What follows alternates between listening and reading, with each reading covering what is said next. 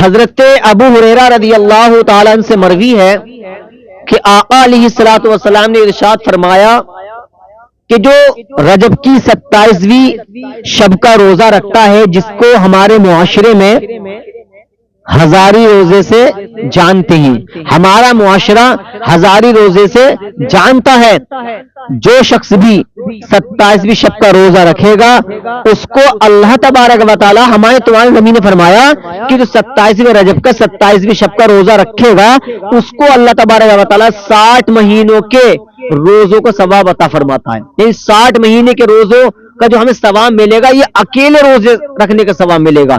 خالی ہم نے 27ویں شب کا روزہ رکھا تو ہمیں 60 مہینوں کے برابر جو ثواب ملتا ہے اتنا ہمیں ایک روزہ رکھنے میں ثواب ملے گا. معاشرے کے اندر اپنے بچوں کو نماز کی دعوت دیا کریں، اپنے بچوں کو نماز کے لیے اٹھایا کریں، فجر میں نماز کا طریقہ سکھائیں.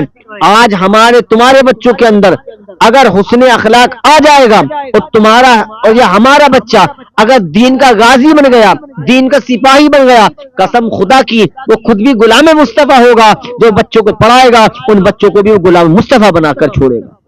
لیکن یہ کب ہوگا؟ جب ہم اپنے بچوں کو طور طریقہ اسلام کے لیے، اسلام کے طور طریقے پر ہم اپنے بچوں کو علم دین سکھاتے رہیں گے، شریعت کے مطابق ہمارے بچے چلتے رہیں گے. قسم خدا کی وہ دنیا بھی ان کی روشن ہو جائے گی، ان بچوں کی آخرت بھی روشن ہو جائے گی. ہمیں کرنا کیا ہے؟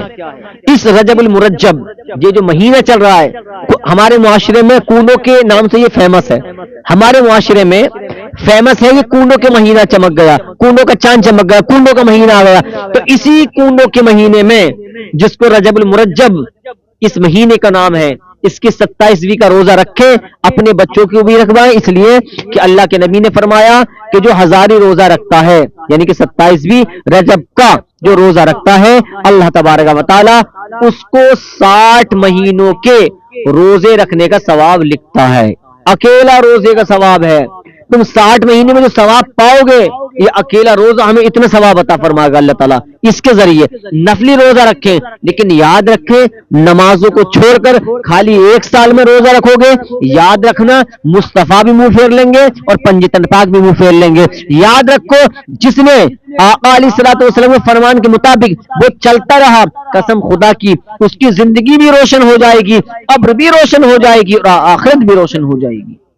اور یاد رکھیں قبر میں اندھیرا ہی اندھیرا ہے. اپنے بچوں کو یہ سکھائے کہ بیٹا نماز پڑھا کرے. اور یاد رکھے جو نمازی ہوگا قبر میں جانے سے پہلے جس کے پاس نمازوں کی پابندی ہوگی، قبر میں جانے سے پہلے جس کے پاس نمازوں کی پابندی ہوگی، قرآن کی تلاوت ہوگی، والدین کی خدمت ہوگی، اس نے دنیا میں رہ کر کے اچھے عمل کیے ہوں گے، جس نے دنیا میں رہ کر کے مدینے والے مصطفیٰ پر وہ درود پاک کی ڈالیاں نچھاور کی ہوں گی، قسم خدا کی کعبے والا بھی راضی ہو جائے گا، مدینے والا بھی راضی ہو جائے گا. اللہ تعالی ہم سب کو اس پر عمل کرنے کی توفیق عطا فرمائے.